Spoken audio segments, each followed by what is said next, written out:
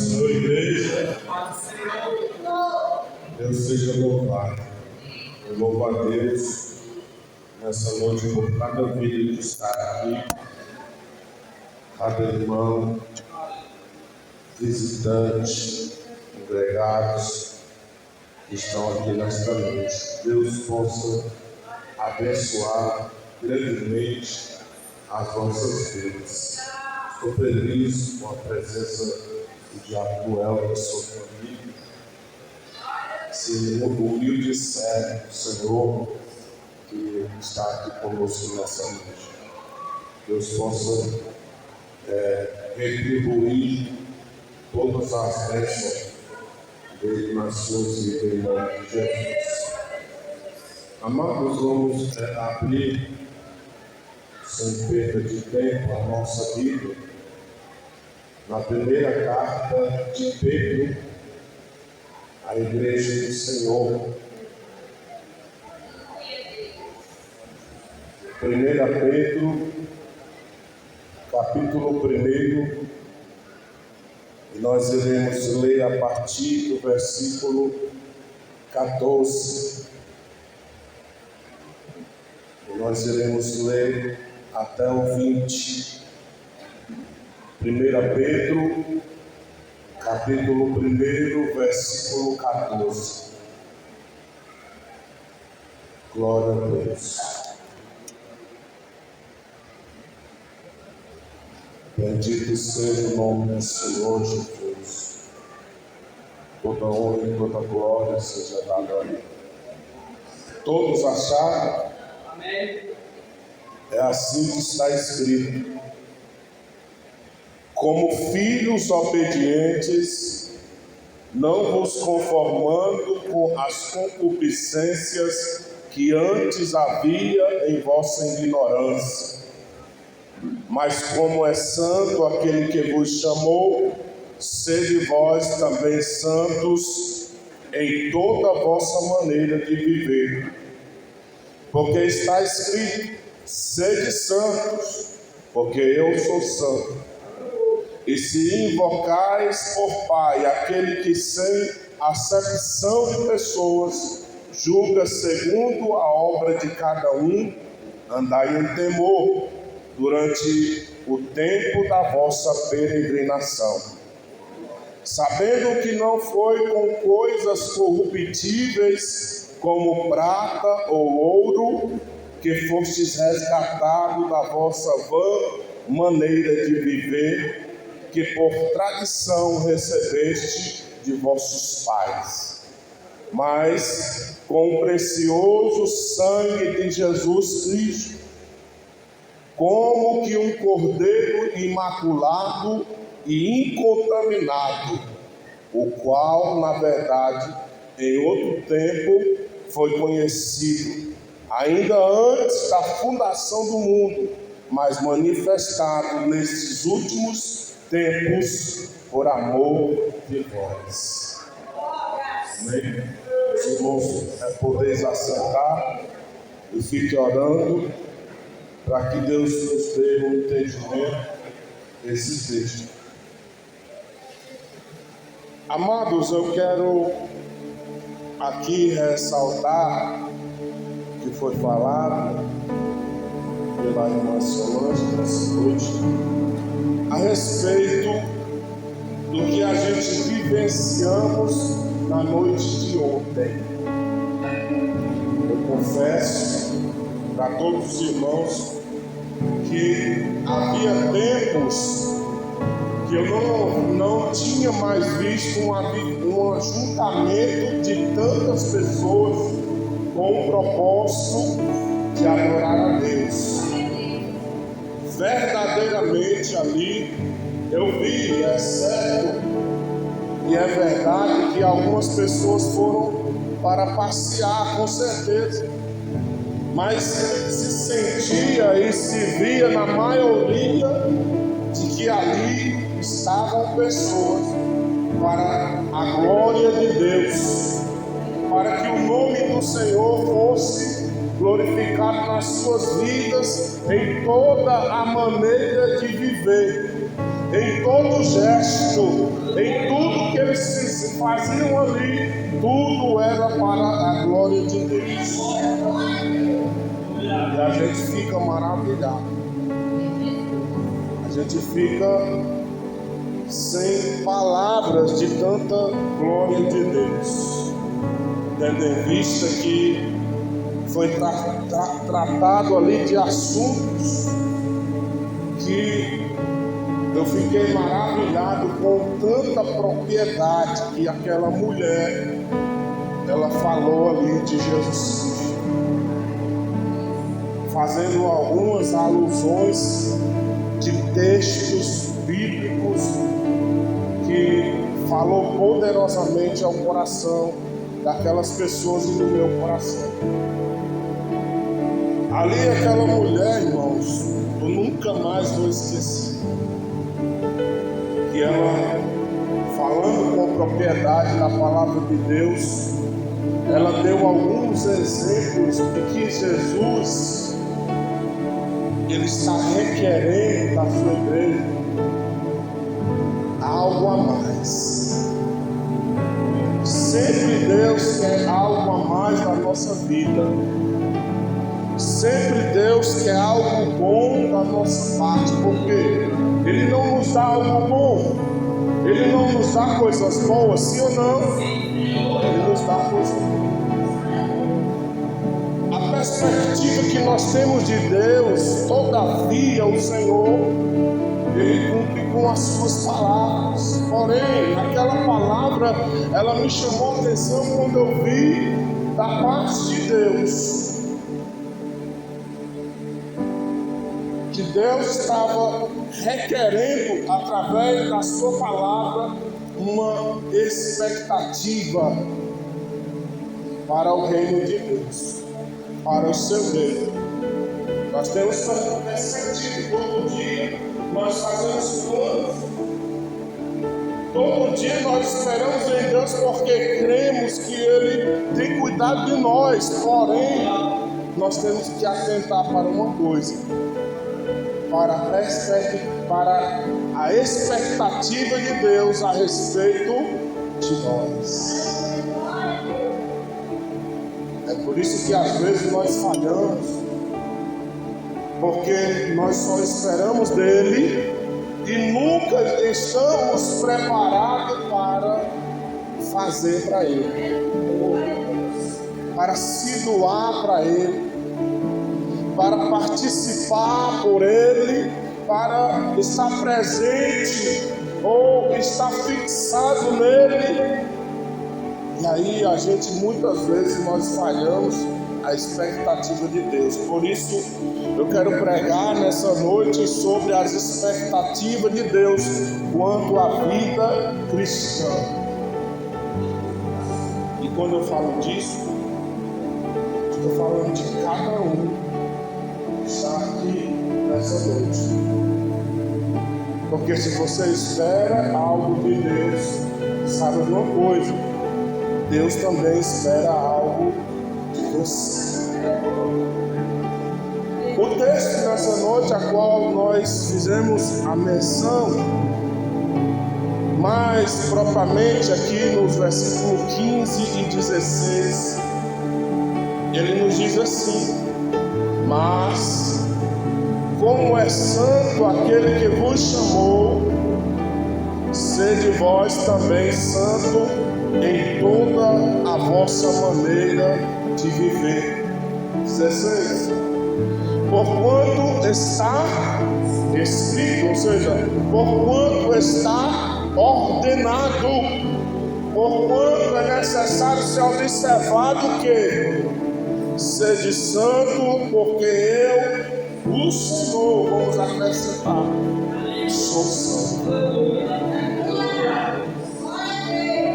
Então há uma necessidade, ou por que não dizer, há uma expectativa de Deus ao nosso respeito, que se Ele é santo, nós também devemos ser santos.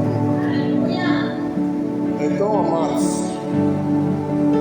entendemos que Deus não apenas nos chamou para sermos salvos, mas também para que viéssemos viver de uma sobremaneira santos e irrepreensíveis na sua presença, e que devemos refletir sobre os seus mandamentos, ou aquilo que Deus requer, ou que Deus está esperando de nós para com a sua vontade.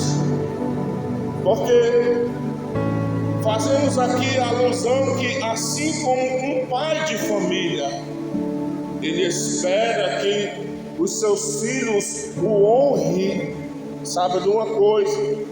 Para que o nome da família não seja blasfemado, não seja sujo, Deus também, na sua expectativa espiritual e moral, quanto à conduta do cristão e a fé e o propósito de cada um que foi chamado, ele espera uma vida de santidade. A epígrafe da leitura que nós fizemos aqui, lá nesse nome mais escuro que está acima do versículo de número 13, está escrito: exortação à santidade. Quando Pedro escreve essa carta à igreja, Pedro estava solicitando a santidade da igreja. Por isso ele começa a mostrar verdades a respeito da própria igreja. No versículo de número 18, ele diz: sabendo que não foi com coisas corruptíveis como prata ou ouro que fostes resgatados, comprado, que foste arrebatados do mundo, da vossa vã maneira de viver, pela aquilo que aprendeste a respeito da tradição de vossos pais. Não foi por isso. Mas no 19 ele diz: mas com o precioso sangue de Cristo, como de um cordeiro imaculado e incontaminado. Então eu vejo aqui, irmão, que a razão de nós sermos resgatados e nós estamos aqui nessa noite para participar desse memorial, dessa mesa que está posta aqui, para que isso viesse a acontecer nessa noite, foi pago um alto preço, preço de sangue. E as expectativas de Deus é que a sua igreja valorize esse preço que foi pago. A única coisa que Deus quer é que nós reconheçamos que foi pago um alto preço pelas nossas vidas, e que nós não estamos aqui como meros ouvintes da palavra de Deus, porque essa palavra ela precisa causar um efeito na nossa vida todas as vezes que nós a ouvimos. Então Pedro, ele está dizendo, ele afirma: porquanto está escrito, porquanto foi dada a ordem que sede santos, porque eu sou santo.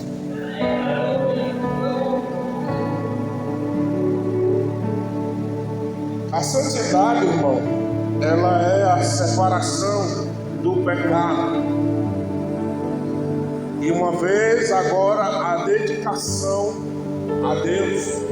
A palavra santidade tem o significado de separado. Então eu entendo que não é vão que está escrito na palavra de Deus, vários exemplos bíblicos para nós tomarmos para com as nossas vidas.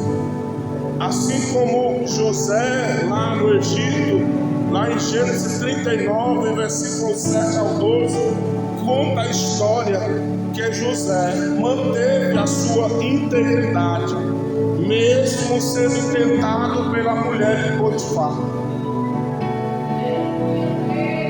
Vamos analisar o texto,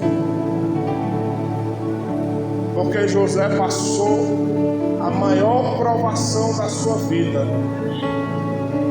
insistentemente, não só como a Bíblia descreve ou como foi traduzida.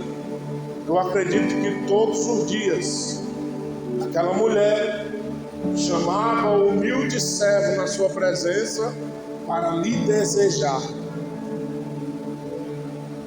e lhe fazer propostas e oferecer mundos e fundos, mas ele preferiu obedecer à expectativa de Deus, e ele preferiu se manter íntegro e santo na sua presença. O que é que Deus espera da sua igreja? Deus espera duas coisas só: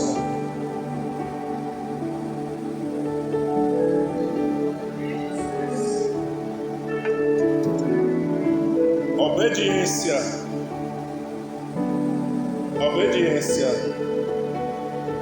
à sua palavra.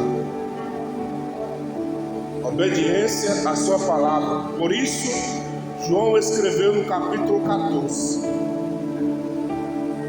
se alguém me ama, guardará a minha palavra. Tiago também escreve na sua carta, no capítulo 1, versículo 22: sede cumpridores da palavra e não somente ouvintes. Então, se nós começarmos a analisar pequenos versículos que nos vêm, eles estão a par da expectativa de Deus ao nosso respeito. E se nós de alguma outra forma descumprir essa palavra, o amor de Deus, ele não está em nós. Nós estamos perdendo tempo, porque o tempo, irmão, é o relógio ele não para. Ele assume a sua responsabilidade de medir, ou de somar, ou de contar cada milésimo de segundo. E cada tempo que passa é o tempo que nós perdemos de estar fazendo aquilo que Deus quer. Eu volto àquele texto que aquela mulher trouxe naquela noite, João. Ficou gravado aqui na minha mente. E se fosse tematizar aquela palavra que ela deu, ela estava falando de expectativa. Ela falou de um texto em Mateus, lá no capítulo 21, que fala que Jesus andava pelas cidades pregando a palavra, de cidade em cidade. E chegou um momento que Jesus ele sentiu a necessidade fisiológica que todos nós temos. Jesus sentiu fome. E ela estava falando, não era uma parábola, era um texto literal, verídico, daquilo que Jesus passou. E ela disse que Jesus olha para uma árvore, a videira, se não me falha a memória. figueira. E ele viu que aquela figueira estava arborada, estava cheia de folhas. E ele pensou: se tem folhas, tem. Se tem folhas, tem. E ele foi até aquela figueira. E quando ele chega lá para recolher ali o fruto que ele estava na expectativa de colher, acredite, não tinha nenhum fruto. Eu disse para você que o tempo ele não para, o tempo está passando. E à medida que o tempo vai passando, irmão, é porque nós estamos perdendo o tempo. E quando se perde o tempo, se perde oportunidades. Porque o tempo passa, e o tempo que passou ele não volta mais. O tempo que se passa ele não volta mais, irmão. E é nesse momento que nós perdemos a oportunidade.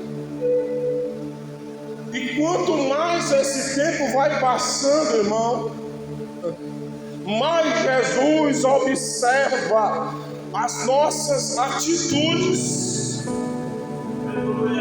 Eita glória! E a Bíblia vai dizer, literalmente,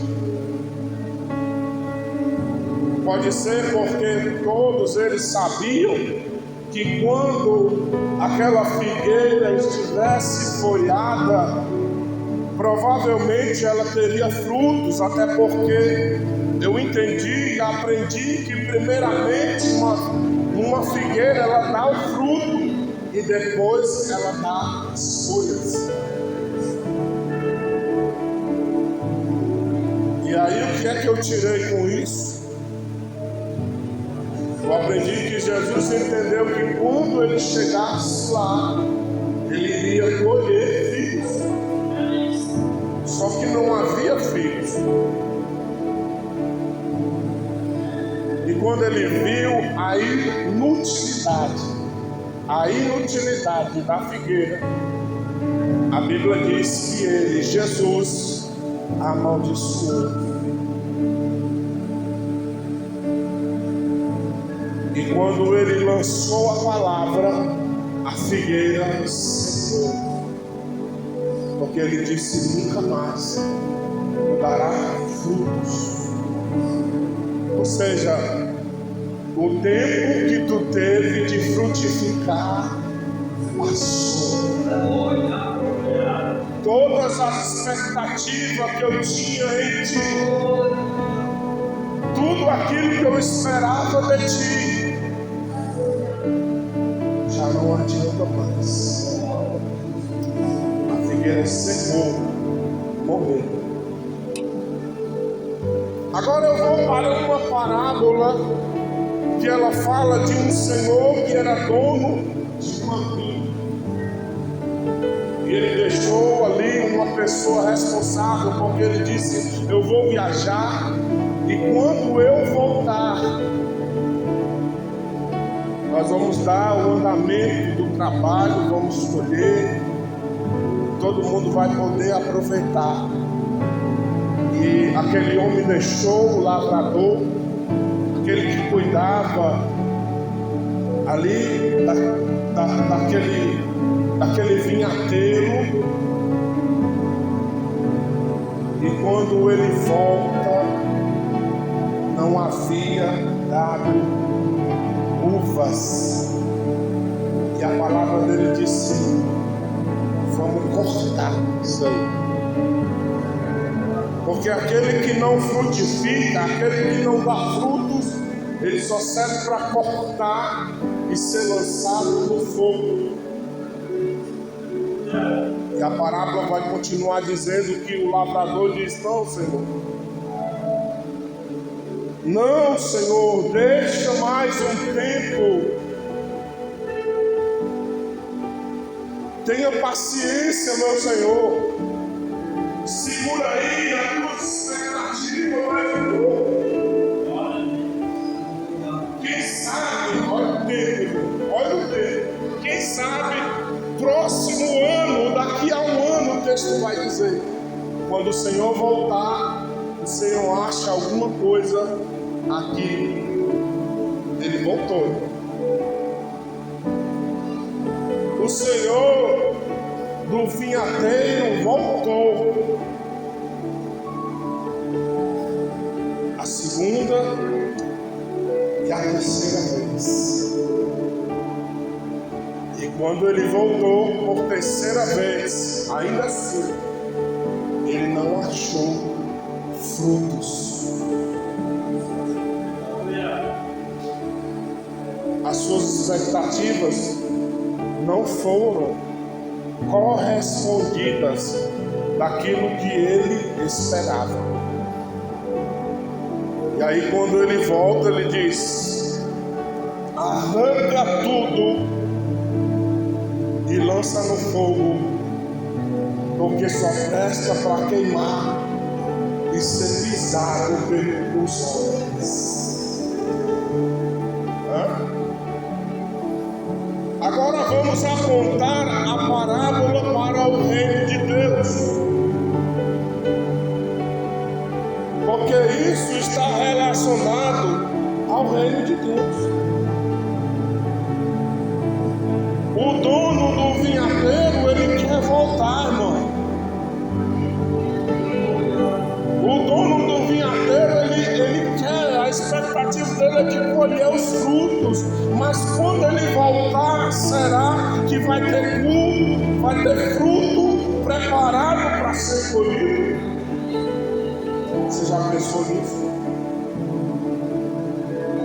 E Jesus, o lavrador, na pessoa do Espírito Santo que ele deixou, está cuidando.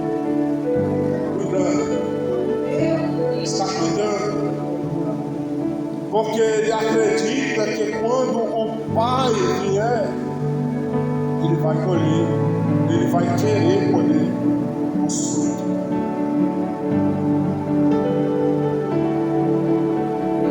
Mas na maioria das vezes, irmãos, o nosso fruto é totalmente diferente das expectativas de Deus.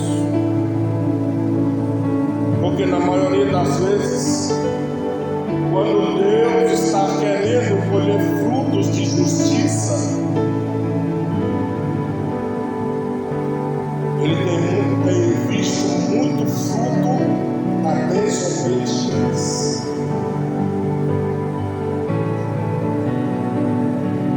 Frutos da desobediência.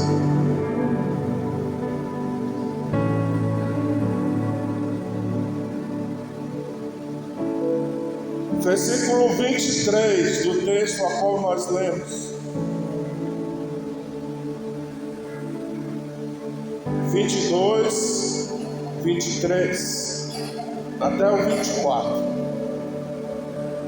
Purificando as vossas almas pelo Espírito na obediência à verdade, para o amor fraternal, não fingido. Amai-vos ardentemente uns aos outros, com o coração puro. 23. Sendo de novo gerados, não de semente corruptível, mas da incorruptível pela palavra de Deus, viva e que permanece para sempre. 24. Porque toda a carne é como a erva, e toda a glória do homem como a flor da erva. Secou-se a erva e caiu a sua flor. A gente precisa entender isso aqui. Porque enquanto não chegar esse momento aqui, a gente precisa frutificar para o Senhor. Lá no livro que o apóstolo Paulo escreve a carta à igreja que estava na Galácia, no capítulo 5, no versículo 22 e 23, ele diz algo interessante. Mas o fruto do Espírito é amor, alegria, paz, longanimidade, benignidade, bondade, fé, mansidão e temperança.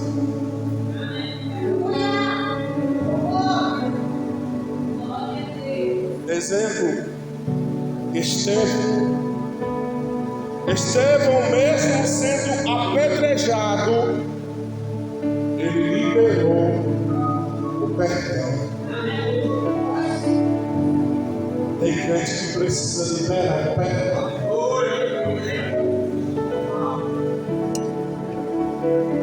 Porque o perdão é o fruto do Espírito que é gerado em você. E saiba você que se é uma expectativa de Deus que você gere o fruto do perdão, Deus já está esperando que você perdoe de verdade.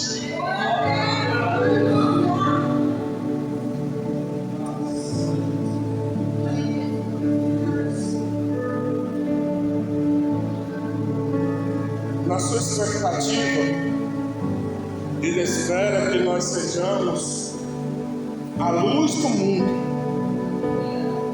e o sal da terra. Aonde você chegar, você tem que fazer a diferença, meu irmão. Aonde você chegar, você tem que ser uma pessoa diferente. Mateus 5, versículo 13 ao 16, lá está escrito a parte B do versículo: vós sois o sal da terra, vós sois a luz do mundo. Ser sal, irmão, é perseverar e dar o sabor ao ambiente moral e espiritual. E ser luz é mostrar o caminho de Deus através da sua vida para as pessoas que estão em redor de você. Então ser sal é diferente, porque eu sendo sal, eu vou salgar, eu vou dar o sabor, eu vou ser um ingrediente, irmão, que não se pode faltar. É um ingrediente essencial, que se me faltar, as coisas vão ficar diferentes.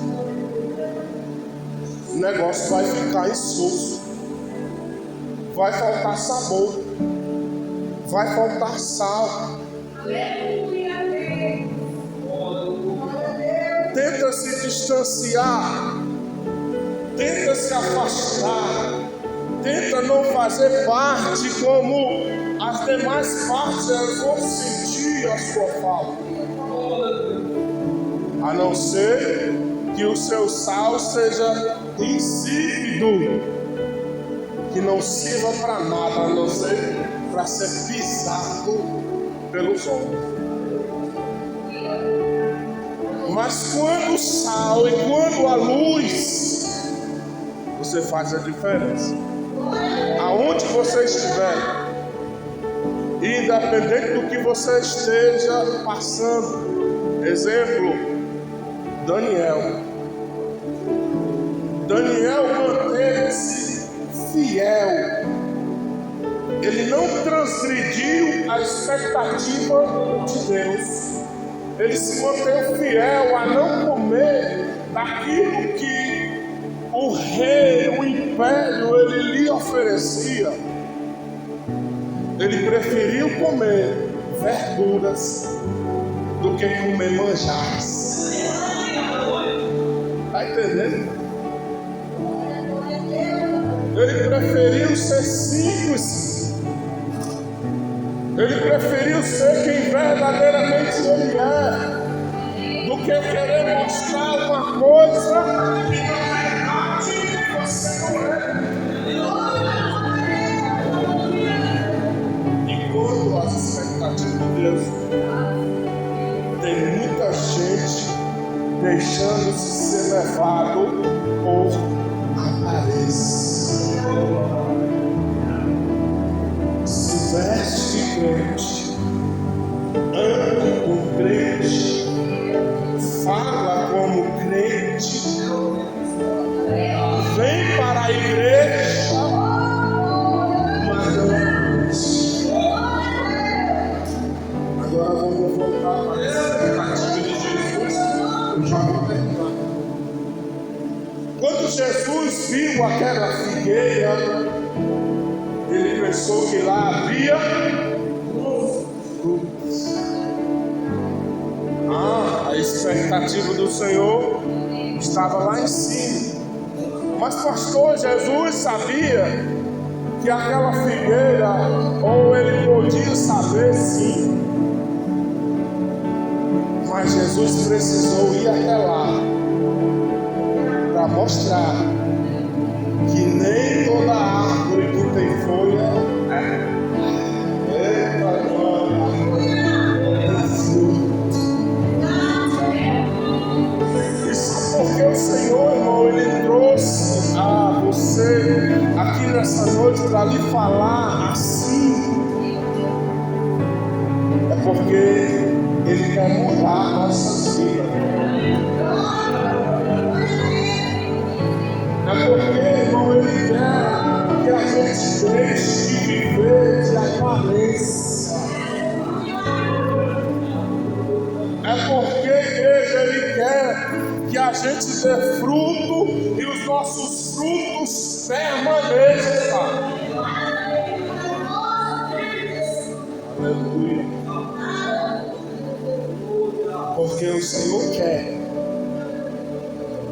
que as suas expectativas sejam correspondidas a respeito de nós.